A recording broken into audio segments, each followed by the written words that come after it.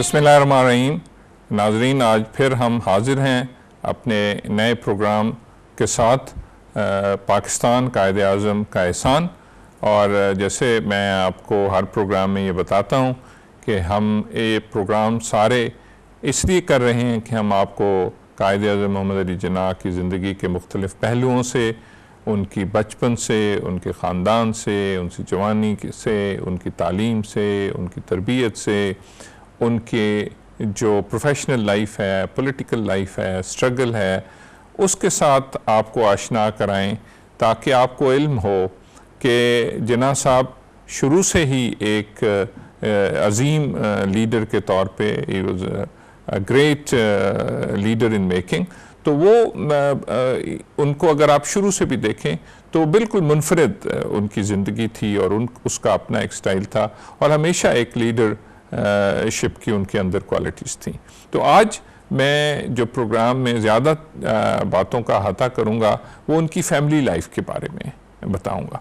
तो मैंने पहले भी आपको ये बताया था कि जिन्ना साहब जब पढ़ रहे थे और उनकी मैट्रिक 16 साल की उम्र में वो बरतानिया चले गए थे अपने आलम तालीम के सिलसिले में।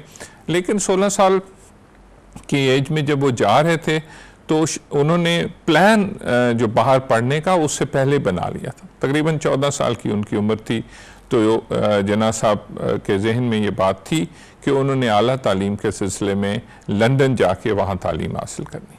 और जब उनकी वालदा मोहतरमा मिठी भाई जिन्ना को इस बात का इल्म हुआ तो उन्होंने इसके ऊपर बड़ी रेजिस्टेंस की और बहुत शदीद रेजिस्टेंस की, क्योंकि जिन्ना साहब से उनको बहुत प्यार था। इसलिए वो चाहती थी कि जिन्ना साहब पढ़ें, यहीं से पढ़ें। और फिर जाहिर है कि जैसे मैंने आपको पहले बताया कि बहुत ही कामयाब उनका ख़ानदान का कारोबार था, तो वालदा की जाहिर है यही ख्वाहिश थी कि वो अपने वालिद के कारोबार को ज्वाइन कर लें और फिर जाहिर है कि ज़िंदगी बड़ी अच्छी तरह से गुजर सकती थी, क्योंकि बहुत ही एफ्लुएंट, बहुत ही अमीर कबीर ये ख़ानदान अपने कारोबार के मेहनत के बाद बन चुका था। और शायद एक और वजह भी है कि माओं को इल्म भी होता है कि मोहतरमा मिठी बाई को शायद ये इल्म भी था जब जिन्ना साहब चले गए तो फिर उनकी मुलाकात अपनी वालदा से नहीं हुई। तो तकरीबन 2 साल की जो उनकी कशमकश थी माँ और बेटे की, तो फिर जिन्ना साहब चूँकि बहुत ज़्यादा अपने इरादों पे मजबूत थे तो जिन्ना साहब ने अपनी वालदा को आखिरकार 2 साल की मुसलसल कोशिश के बाद उनको मना लिया कि वो इजाज़त दे दें उनको लंदन पढ़ने के लिए जाने के लिए। तो लेकिन ये 2 साल के बाद वालदा उनकी मान तो गई, लेकिन उन्होंने ये शर्त रखी कि आप सिर्फ तब बाहर जा सकते हैं कि पहले आप शादी करें। तो जिन्ना साहब की उम्र जाहिर है उस वक्त थोड़ी थी, 16 साल के करीब उनकी उम्र थी, तो बल्कि 16 साल से भी पहले। तो जिन्ना साहब ने एक बात अपनी मनवा ली और एक अपनी वालदा की मनवा ली, तो मान ली। और जिन्ना साहब ने एग्री कर लिया कि वो शादी के लिए तैयार हैं। और फिर उन्होंने ये उनकी जो है वो अरेंज मैरिज थी। वालदा ने उनके लिए लड़की पसंद की और उस लड़की का नाम एमी बाई था और उनकी उम्र शादी के वक्त 14 साल थी। तो बहुत छोटी उम्र में उनकी शादी हुई। जिन्ना साहब की अपनी उम्र भी बहुत छोटी थी। मैं आपको पहले भी बता चुका हूँ कि जिन्ना साहब चूँकि बचपन से ही बहुत समझदार और ज़ीरक थे, तालीम में भी बहुत अच्छे थे, लेकिन वो अपनी वालदा के इस इसरार पे वो शादी के लिए तैयार हो गए। तो इस तरह ये यंग जो जोड़ा है, जो जिन्ना साहब की पहली शादी है, वो 1892 में हुई और पनेली एक गांव है, उस गांव से ताल्लुक़ था एमी बाई जिन्ना का। और वहाँ पे इनकी शादी की बहुत ही अजीम-उश-शान रसूमात हुई, जो जैसे वालिदैन को ख्वाहिशात होती हैं, माँ की खुशी होती है, तो सारी खुशियाँ इनकी माँ ने मनाई। और मौरख ये लिखते हैं कि पूरा जो पनेली का गांव था वो सारा का सारा उस शादी में शरीक था, उसको सजाया गया, उसमें जितनी भी शादी की रस्मात थीं, जितनी खुशियाँ थीं वो मनाई गईं। और जो एग्जैक्ट तारीख़ है उनकी शादी की, जिस दिन ये फंक्शन शादी का हुआ, तो 1892 फरवरी में 1892 में उनकी शादी अंजाम पाई। और ज़ाहिर है कि बहुत सारे आप ये समझते हैं कि ये आज से बहुत अरसा पहले की बात है, और उस ज़माने में शादियाँ ज़रा छोटी उम्र में हो जाया करती थी, लेकिन ज़ाहिर है बच्चों को शादियों में एडजस्ट करने में वक्त लगता है। तो चूँकि जना साहब फरवरी में जो है वो उनकी शादी हुई, और नवंबर में वो ज़्यादातर जो हमें तारीख़ों में मिलता है कि 1892 के नवंबर में ही जना साहब लंदन चले गए थे। कुछ लोग ये लिखते हैं कि वो 1893 की जनवरी में गए थे, लेकिन ज़्यादातर लोग जो हैं वो उनके मुताबिक जना साहब नवंबर 1892 में पढ़ने के लिए लंदन चले गए थे। तो ये टोटल उनकी जो शादी है वो चंद महीने, कोई 8-9 महीने का ये टोटल पीरियड है। और ज़ाहिर है कि अब आप अंदाज़ा लगा सकते हैं कि 14 साल की बच्ची और 16 साल का एक नौजवान, तो वो बहुत अर्ली उनकी शादी थी, और वो 10 महीने। और मेरा अपना ये अंदाज़ा है कि जब उनकी वालदा मान गई थी तो जना साहब का ज़्यादातर फोकस जो है वो उनका बाहर ट्रैवल करने का होगा, अपना दाखिला लेना, अपने बाकी वीज़ा के अरेंजमेंट करनी, और वो ज़्यादातर वक्त जना साहब का मुल्क से बाहर जाने की तैयारी के सिलसिले में सर्फ होता होगा। तो ये 8-10 महीने पे मुश्तमिल उनकी पहली शादी है। और फिर जैसे मैं पहले भी आपके प्रोग्रामों में बता चुका हूँ कि जना साहब जब नवंबर 1892 में लंदन चले गए पढ़ने के बाद, तो उनके लंदन के क़याम के दौरान ही उनकी वालदा और उनकी पहली ज़ौजा जो एमी बाई थी उनका इंतकाल हो गया। और फिर वो जब यहाँ से सेल आउट करके या बहरी जहाज़ के ज़रिए लंदन चले गए, तो वो जाते हुए ये उनकी वालदा और उनकी जो पहली ज़ौजा बीवी थी उनके साथ उनकी जो है वो आखिरी मुलाकात। फिर लंदन चले गए। लंदन के बारे में कल मैंने आपको बताया था। उनकी तालीम में जैसे वो शुरू में जाके जहाँ रहे, उन्होंने लिंकन इन को ज्वाइन किया, और लिंकन इन को ज्वाइन करने की भी वजह मैंने आपको बताई थी कि उसके ऊपर जो दुनिया के सबसे बड़े कानूनदान हैं, लॉ गिवर्स हैं, उनके नाम लिखे हुए हैं, और उसके ऊपर सबसे ऊपर हमारे पैगंबर हज़रत मोहम्मद सल्लल्लाहु अलैहि वसल्लम उनका नाम था। तो जिना साहब ने इस चीज़ से मुतासिर होकर लिंकन इनको ज्वाइन किया था। तो ये एक बात की रिफ्लेक्शन है कि जिना साहब को हज़रत मोहम्मद सल्लल्लाहु अलैहि वसल्लम हमारे पैगंबर से कितनी मोहब्बत थी, कितनी इज़्ज़त थी कि उन्होंने एक इस जो है वजह से लिंकन इनको ज्वाइन किया। तो सच्चे आशिक रसूल थे। तो हमारे लिए ये भी एक बहुत बड़ा सबक है कि हमारे कायद हज़रत मोहम्मद अली जिन्ना कितने ज़्यादा अच्छे मुसलमान थे और उनको अपने पैगंबर से कितनी मोहब्बत थी। तो मैं जो बात आपसे ये बार बार कर रहा हूँ, ये इसलिए कर रहा हूँ कि आपको एक बड़ा लीडर बनने के लिए आप सबको भी एस्पायर करना चाहिए कि बड़ा लीडर बने। तो आपका फिर आइडियल भी दुनिया का को जो सबसे अजीम तरीन हस्ती है उसको होना चाहिए। तो जिन्ना साहब की आइडियल भी जो दुनिया की सबसे अजीम तरीन हस्ती हमारे पैगंबर हज़रत मोहम्मद सल्लल्लाहु अलैहि वसल्लम थे, और वो बहुत ज़्यादा उनके जो लीडरशिप क्वालिटी हैं उनसे मुतासर थे, और फिर उनको फॉलो करने की भी कोशिश करते थे। अच्छा, अब जब यहाँ से मैं जैसे आपको बता रहा हूँ कि वो चले गए, और फिर लंदन जाने के बाद उनकी वालदा और उनकी बेगम साहिबा का इंतकाल उसी दौरान हो गया और वो फिर उनसे मुलाकात नहीं हुई। हम अब वक्फ़ा लेते हैं और फिर वक्फ़े के बाद दोबारा हाजिर होते हैं। जी नाज़रीन, मैं आपको जिन्ना साहब की फ़ैमिली लाइफ के बारे में बता रहा हूँ आज।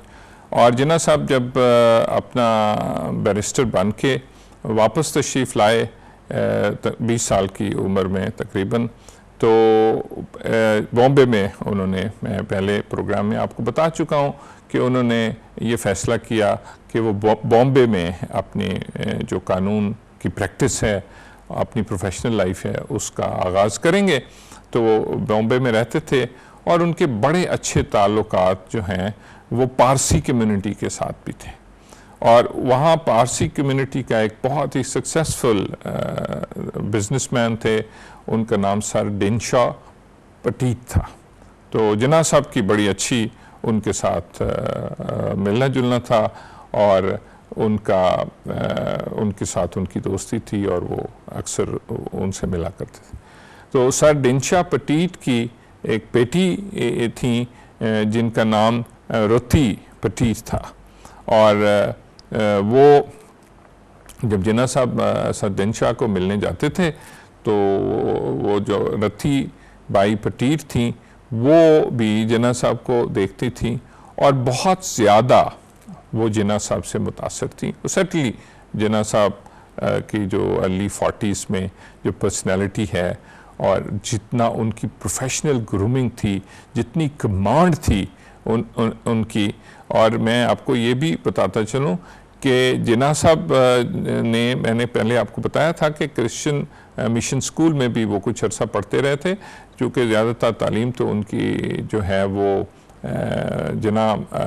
सिंध मदरसतुल इस्लाम में थी, लेकिन वो अंग्रेज़ी की प्रैक्टिस के लिए क्रिश्चियन मिशन स्कूल में काफ़ी अरसा वो पढ़ते रहे, अंग्रेज़ी ज़बान सीखते रहे।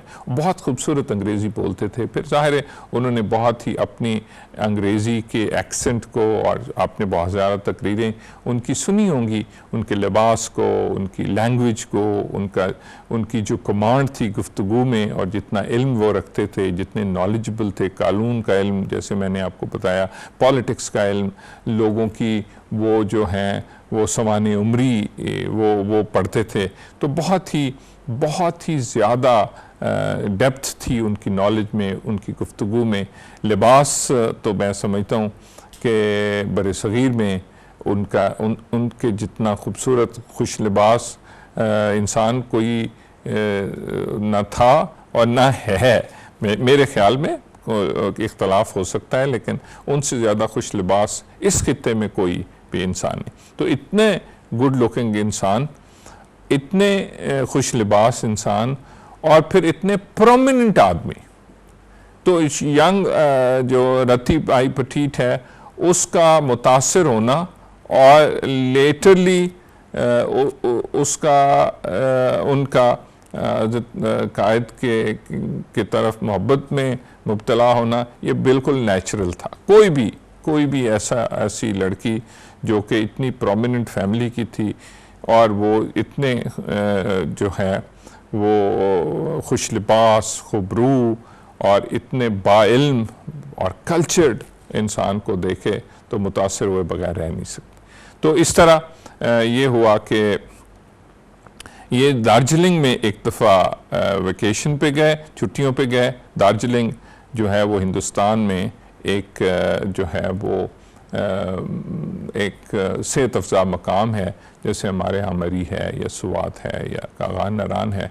तो दार्जिलिंग में 1916 में छुट्टियों के लिए गए। ये सर दिनशा पटीत की फैमिली और उसमें उनकी बेटी रती बाई पटीत भी थी और जिन्ना साहब भी गए हुए थे दार्जिलिंग में छुट्टियों के लिए। तो ये वो वक्त है जिसमें कि रती बाई पटीत जो है वो कायद आज़म मोहम्मद अली जिन्ना की मोहब्बत में उनको मोहब्बत हो गई। और ये जो मोहब्बत थी, ये जिन्ना साहब बड़े ओपन आदमी थे। मैंने जैसे कहा, उन्होंने ज़िंदगी में कोई चीज़ अपनी उसको छुपाया नहीं, वो चीज़ें थी वो बिल्कुल ओपनली, क्योंकि उनको अपनी ज़िंदगी में छुपाने के लिए उनके लिए पास कुछ था ही नहीं और वो कभी रखते ही नहीं थे। और ज़ाहिर है इतना बड़ा आदमी, इतना अजीम लीडर, तो वो उनकी ज़िंदगी के ये पहलू बिल्कुल किसी से छुपे हुए नहीं थे। तो जब ये सर दिनशाह पटीट को इनके इस बात का इल्म हुआ कि ये रथी भाई पटीट और मोहम्मद अली जिन्ना, मैंने आपको कल बताया था कि जब वो बरतानिया में थे तो उन्होंने अपने नाम को छोटा किया था मोहम्मद अली जिन्ना भाई से, लिंकन इन में उन्होंने अपना नाम मोहम्मद अली जिन्ना रख लिया। तो जब सर दिनशाह पटीट को ये इल्म हुआ तो वो बड़े नाराज़ हुए, ठीक है। वो चूँकि पारसी थे तो कायद-ए-आज़म मोहम्मद अली जिन्ना उस वक्त मुसलमान हो चुके थे और उन्होंने बॉम्बे के मैजिस्ट्रेट की अदालत में अपना आपको मुसलमान डिक्लेयर कर दिया। तो सर दिनशाह पटीट ने उनके मिलने पे पाबंदी लगा दी और लेटर ऑन उसके लिए कानूनी तरीके भी वो इतने सख्त वो खिलाफ थे इस शादी के कि उन्होंने कानूनी तरीके भी इसके लिए इख्तियार किए कि रती भाई पटीट और जिन्ना साहब आपस में मिल न सकें। लेकिन ज़ाहिर है जिन्ना साहब की अपनी पर्सनैलिटी, मैंने आपको बताया कि बड़ी स्ट्रॉन्ग पर्सनैलिटी थी और जो रती बाई थी वो भी डिटरमिनेड थी।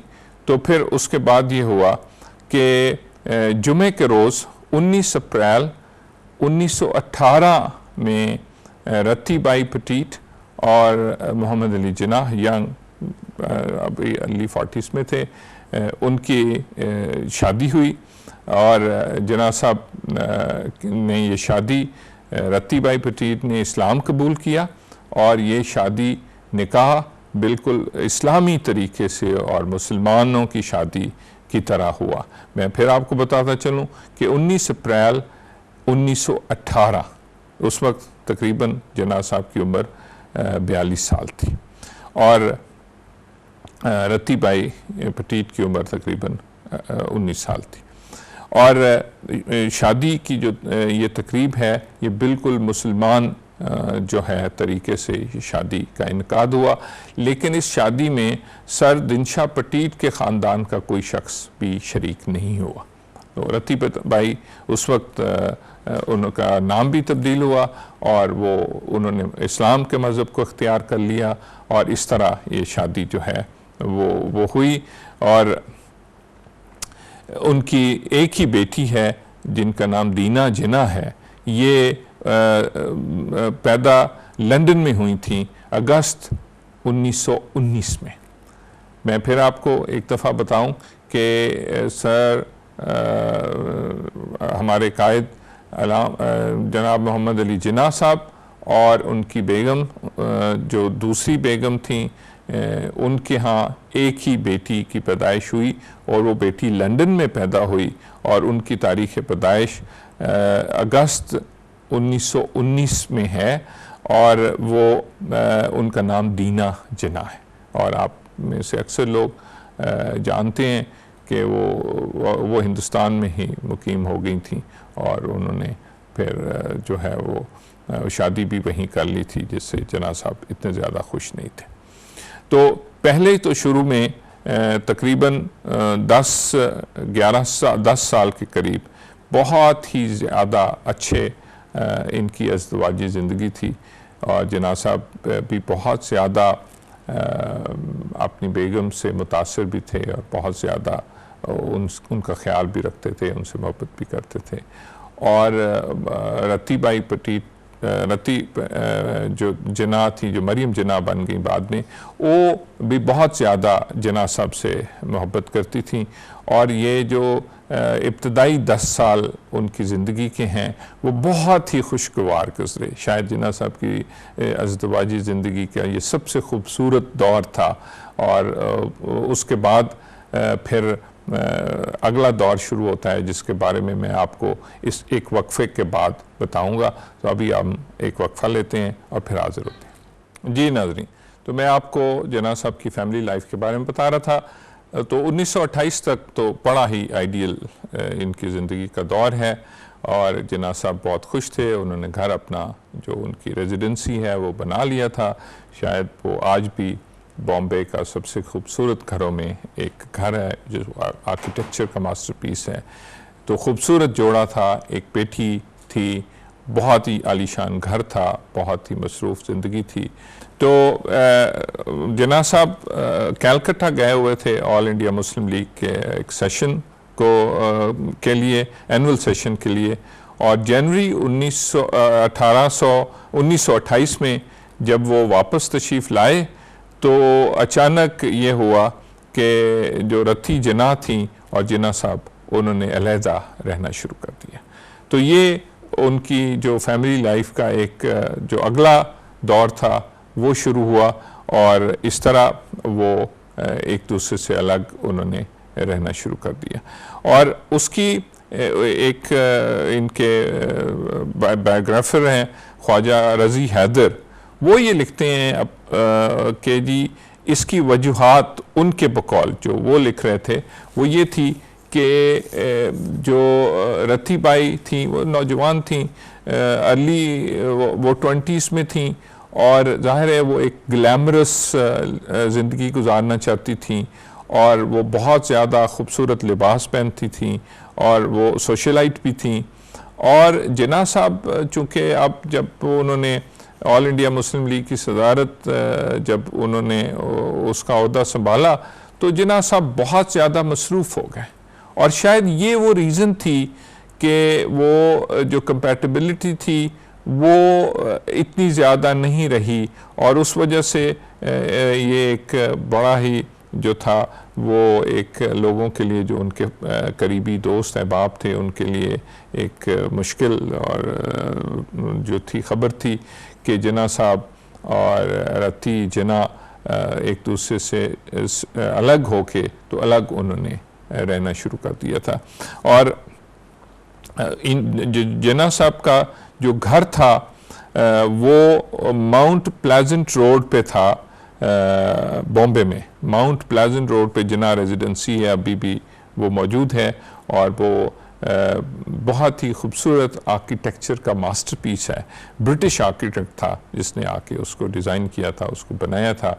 तो ये घर छोड़ के उस वक्त रत्ती जिन्ना ने ताज होटल जो है वो ताजमहल होटल बॉम्बे में रहना शुरू कर दिया।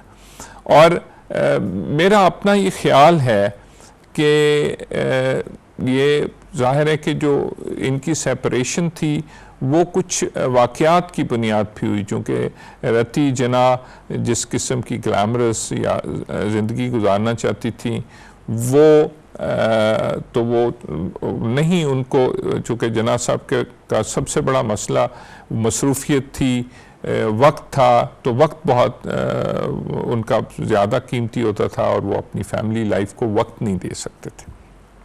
तो यही मेजर रीज़न बनी। लेकिन इसमें एक और चीज़ बड़ी अहम है जो कि मैं आपको बताऊं कि कभी भी रत्ती जिन्ना की जो मोहब्बत है वो जिन्ना साहब के लिए कम नहीं हुई, और मेरे अपने ख्याल में कभी भी जिन्ना साहब की जो मोहब्बत थी वो भी रत्ती जिन्ना के लिए कम नहीं हुई। और यही मैं तो ये समझता हूँ कि यही वजह थी कि जब वो ताज महल होटल में जैसे ही उन्होंने अपना जो घर था माउंट प्लेजेंट रोड पे उसको छोड़ के गई तो उनकी सेहत जो है वो ख़राब होने शुरू हो गई। तो शायद मैं ये समझता हूँ कि वो इस फैसले से खुश नहीं थी, उनको बहुत तकलीफ़ थी और वो बीमार रहना शुरू हो गई। और फिर वो 1928 में 10 अप्रैल 1928 में अपनी माँ के साथ पेरिस गई अपने इलाज के लिए, और थोड़ी सी जो है वो मौसम की तब्दीली के लिए भी पेरिस जो है वो खूबसूरत शहर है, वहाँ मौसम भी अच्छा है। तो वो अपने मौसम की तब्दीली और अपने इलाज के सिलसिले में रत्ती जिन्ना जो थी वो 10 अप्रैल 1928 को उन्होंने पेरिस का सफ़र इख्तियार किया और वहाँ चली गई, अपना इलाज करवाती रहीं। और मई में 5 मई 1928 को उसी साल जो है वो जिन्ना साहब लंदन गए, और उनके एक दोस्त थे जिनका नाम चमन लाल था, वो जिन्ना साहब के बड़े अच्छे दोस्त थे, और वो तशरीफ़ लाए वहाँ पेरिस से, और आयरलैंड में उस वक्त जना साहब ठहरे हुए थे। तो इन्होंने, चमन लाल ने जना साहब को बताया कि रती जना आपकी जो बेगम साहिबा हैं उनकी तबीयत ठीक नहीं है और वो पेरिस में अपने इलाज और एक मौसम की तब्दीली के सिलसिले में आई हुई हैं। तो जना साहब, अब आप, यही मैं आपको जो बात पहले भी कर रहा था वो फिर मैं दोबारा दोहरा रहा हूँ कि दोनों के दरमियान मोहब्बत में कमी नहीं हुई थी, ये सिर्फ मसरूफियात थी या जो वाक़यात थे उसकी वजह से वो एक दूसरे से अलहदा हुए थे। तो जना साहब फ़ौरन उन्होंने वहाँ से, बरतानिया से फ़्रांस का सफ़र इख्तियार किया और वो 2 दिन के अंदर वो पेरिस पहुँच गए। तो वो उस वक्त रती जना तो काफ़ी शदीद अलील थी, तो उन्होंने जो उनकी वालदा थी लेडी पटीट, लेडी दिनशा पटीट, उनसे बातचीत की और काफ़ी महीने ये रती जना पेरिस में रहीं, इलाज कराती रहीं और फिर उसके बाद वो थोड़ी सी जब उनकी सेहत बेहतर हुई तो 1 महीना से ज़्यादा वहाँ क़याम करने के बाद वो वापस बॉम्बे आ गए। तो इलाज तो उन्होंने करवा लिया, लेकिन बदकिस्मती से उनकी सेहत कुछ बेहतर हुई नहीं। सेहत उनकी जो है वो ख़राब ही होती चली गई और फिर 19 फरवरी 1929 को उनकी जो है वो तबीयत बहुत ज़्यादा ख़राब हुई और वो फिर बेहोश हो गई और फिर वो दोबारा होश में नहीं आई। तो ये अनकॉन्शियस भी वो तकरीबन 24 घंटे रहीं और 20 फरवरी 1929 को जो कि उनकी यौम पैदाइश भी है, तो वो उनका इंतकाल हो गया और वो उनकी उम्र उस वक्त बहुत थोड़ी थी और वो 20 फरवरी 1929 को अपनी 29वीं सालगिरह का दिन था उनका, तो वो उनका इंतकाल हो गया और खालिक की हकीकी से जा मिली। तो उस वक्त जब ये उनका इंतकाल हुआ रती जना का, सिर्फ 29 साल की उम्र में, और मैंने जैसे कहा कि वो दोनों एक दूसरे से अलग तो हो गए थे, लेकिन शायद उन्होंने इस अलहदगी को एक्सेप्ट नहीं किया था। और जना साहब, जब रती जना का इंतकाल हुआ तो उस वक्त दिल्ली में थे और वो दिल्ली से तशरीफ़ लाए। 22 फरवरी को बॉम्बे आए। लेकिन मैं जैसे आपको पहले बता रहा था कि ये दोनों एक दूसरे से अलग हो गए थे, लेकिन मेरा अपनी राय में और बहुत सारे लोग मेरे से इत्तेफाक करेंगे कि वो बिल्कुल ही, उनके रूहें एक दूसरे से कभी अलग नहीं हुई, वो उसी ही शिद्दत से एक दूसरे से मोहब्बत करते थे। और कुछ मौरखीन ने ये लिखा है कि ये एक इंसिडेंट था जना साहब की ज़िंदगी में जिसमें वो बहुत दुखी हुए और वो रोए भी। तो इस तरह ये उनकी जो फैमिली अज़दवाजी ज़िंदगी थी उसके बारे में मैंने आपको बताया, और अगले प्रोग्रामों में मैं चंद और उनकी ज़िंदगी के पहलुओं में आप के साथ आपको रोशनास कराऊंगा। तो हम सब को फ़ख्र है अपने कायद पे, हम सारे ममनून हैं अपने कायद के लिए, और हम सारे दुआ गो हैं कि अल्लाह ताला उनके दर्जात को बुलंद करे। और मेरी दुआ है कि पाकिस्तान सलामत रहे, पाकिस्तान आबाद रहे, पाकिस्तान हमेशा के लिए कायम व दायम रहे और मुस्लिम उम्मा के लिए एक बहुत ही बड़ी रियासत के तौर पे अपना जो फरीज़ा अंजाम देता रहे वो देता रहे। और आप सारे इसके साथ, पाकिस्तान जिंदाबाद के साथ, मैं ये भी दुआ करता हूँ कि आप खुश रहें और लोगों के दरमियान खुशियाँ फैलाने वाले बनाएं। आप लोगों को बहुत शुक्रिया।